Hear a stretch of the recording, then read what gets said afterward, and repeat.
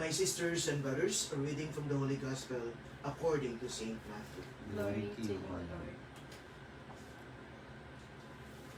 Jesus went around to all the towns and villages, teaching in their synagogues, proclaiming the gospel of the kingdom, and curing every diseases and illness.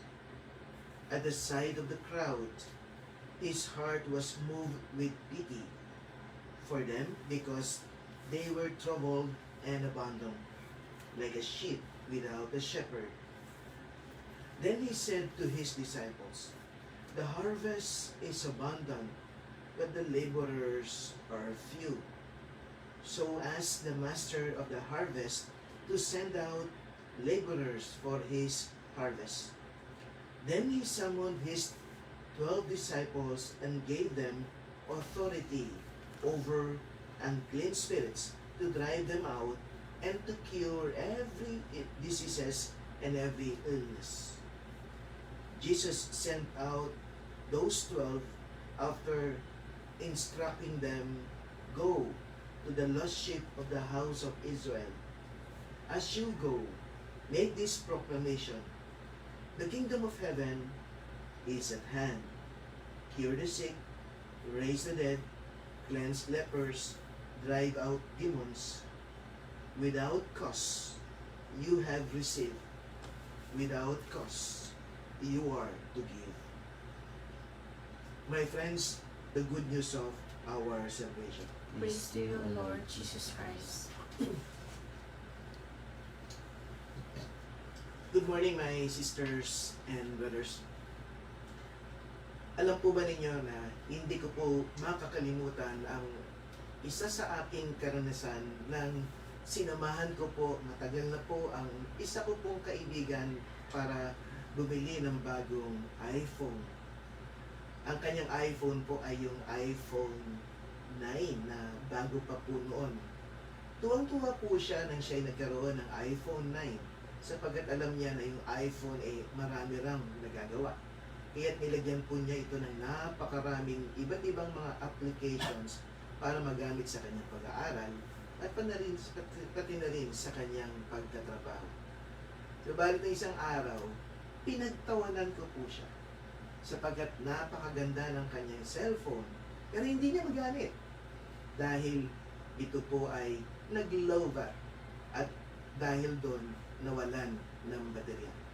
Sabi ko sa kanya, kahit anong ganda ng cellphone mo, kung wala namang baterya, kung empty bat naman, it's useless. Kaya sabi niya, kaya nga father lagi na lang ako naghahanap ng saksakan sapagkat na-realize ko, pag gising mo pala sa umaga, maganda i-check kung yung cellphone mo ay low bat at saksakan mo na agad ng baterya, i-recharge mo na agad para sa ganun all throughout the day you will survive or your cellphone will survive. Useless ang cellphone kahit anong ganda kung wala namang baterya.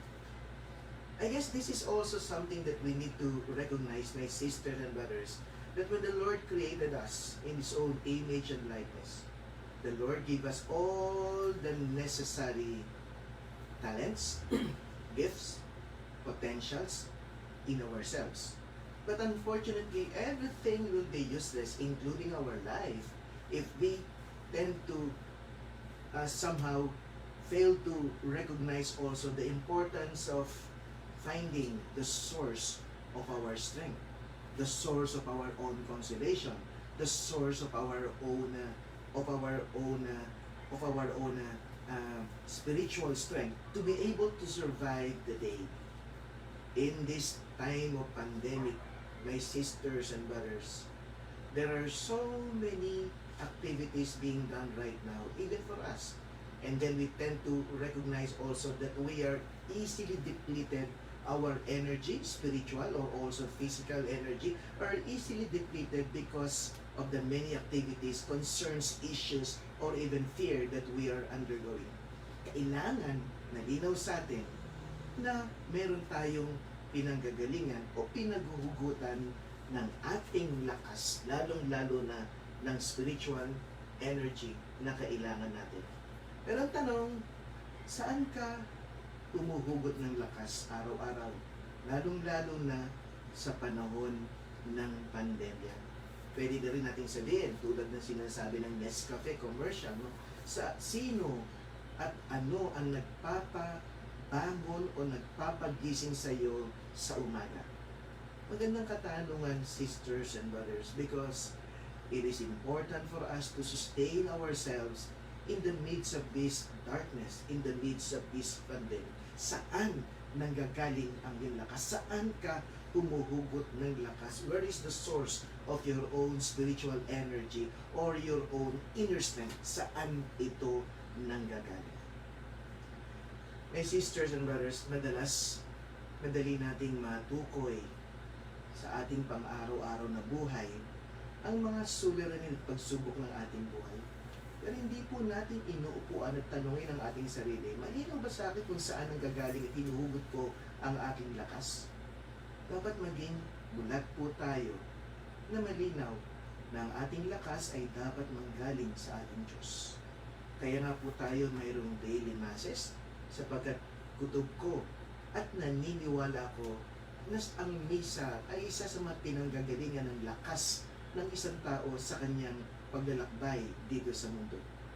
Alam niyo po, kahapon po, nag-uusap po kami ni Gladys at ni Manny tungkol po dito sa halaman na ito. Nakita niyo po ba itong halaman na ito?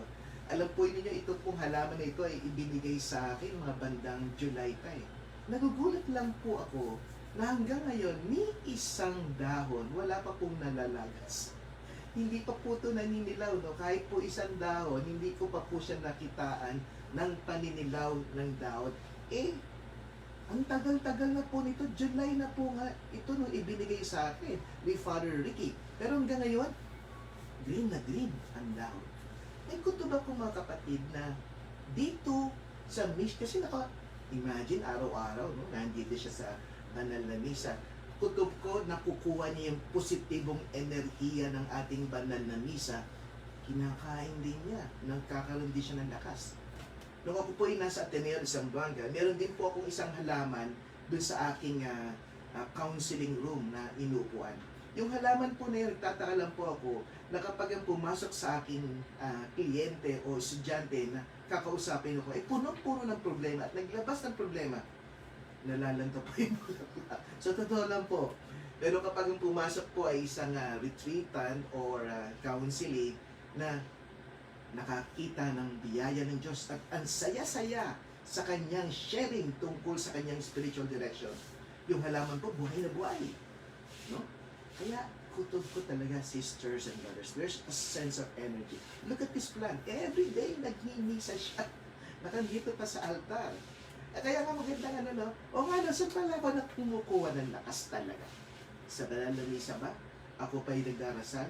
Sa madalit sabi, dapat manggaling ang ating lakas sa isang pinanggagalingan o bukal na hindi nauubos, hindi nawawala, pangmatagalan.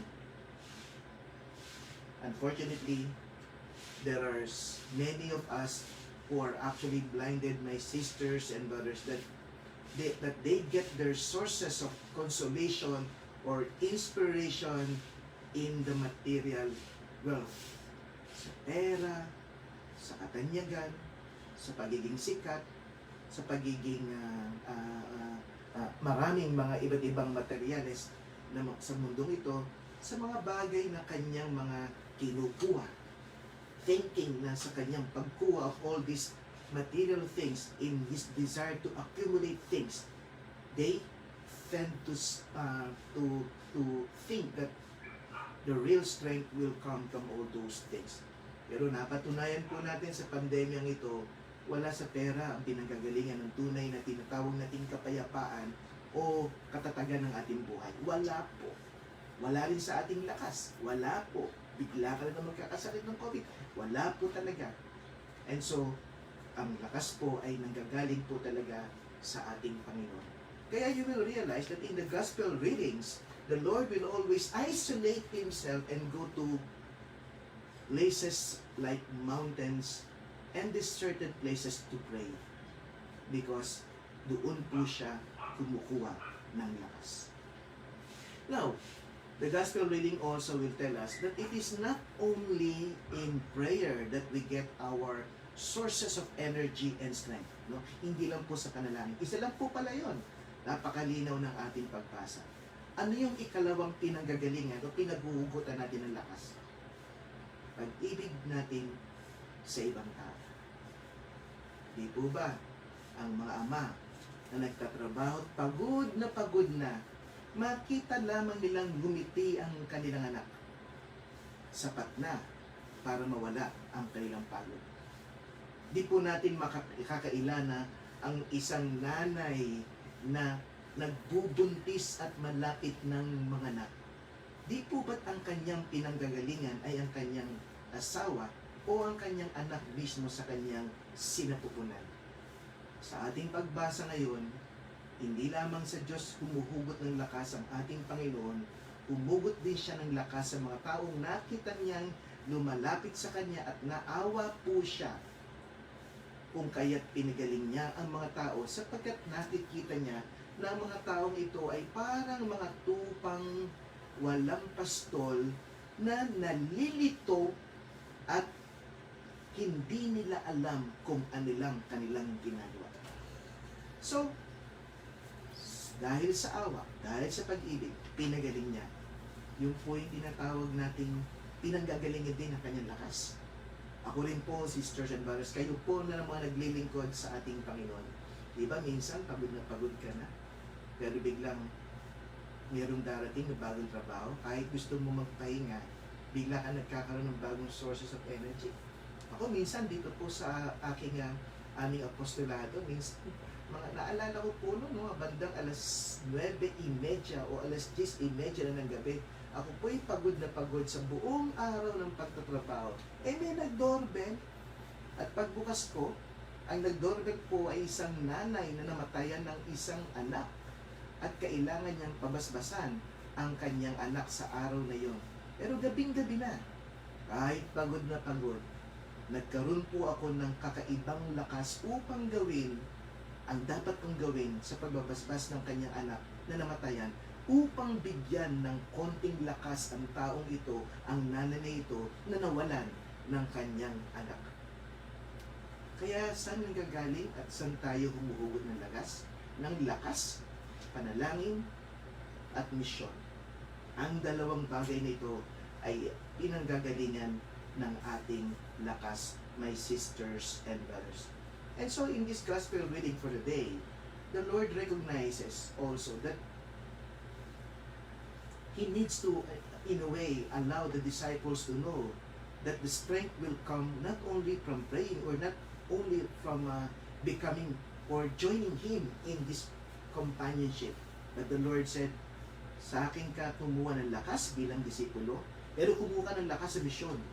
And so He appointed the 12 disciples to share His mission in curing the sick, in expelling demons, in preaching the good news of God, in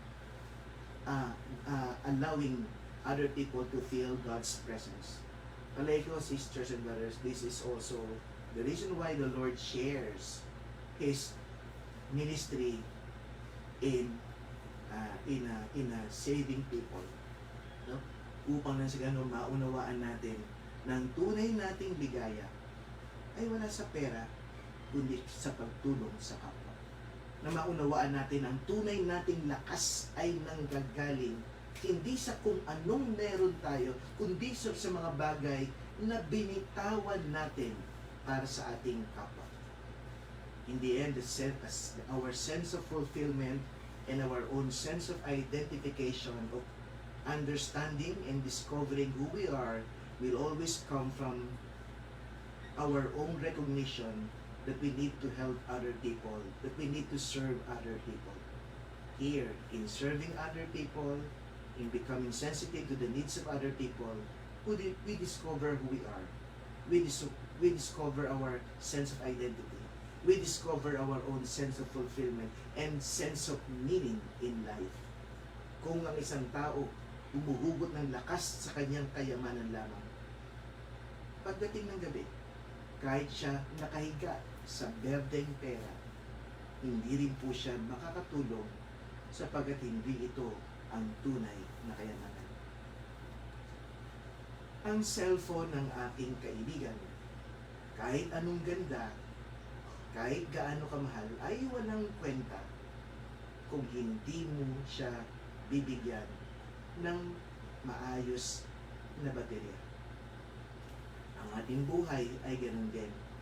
Ibinigay ng Diyos ang lahat sa atin, lahat ng biyaya, subalit ito ay wala. Lalong-lalo na ang kayamanan at pera kung hindi natin gagamitin sa tamang pamamaraan, sapagkat ang lakas natin ay nanggagaling sa dalawang bagay. Nanggagaling sa panalangin at nanggagaling sa misyon. Ang dalawang ito ang magbibigay ng lakas sa atin upang makaraos ng maligaya sa panahon ng pandemya. Natuto po tayo sa halamang ito. Araw-araw nagsisimba. Nakakakuha siya ng lakas sa banal na misa. Tayo pa kaya? Kaya mga kapatid, laging manalangin, laging magsimba, laging magdasal, at higit sa lahat, laging maglingkod. Sapagkat ang tunay na pinaghuhugutan nating lakas ay ang Diyos at ang paglilingkod sa kapwa.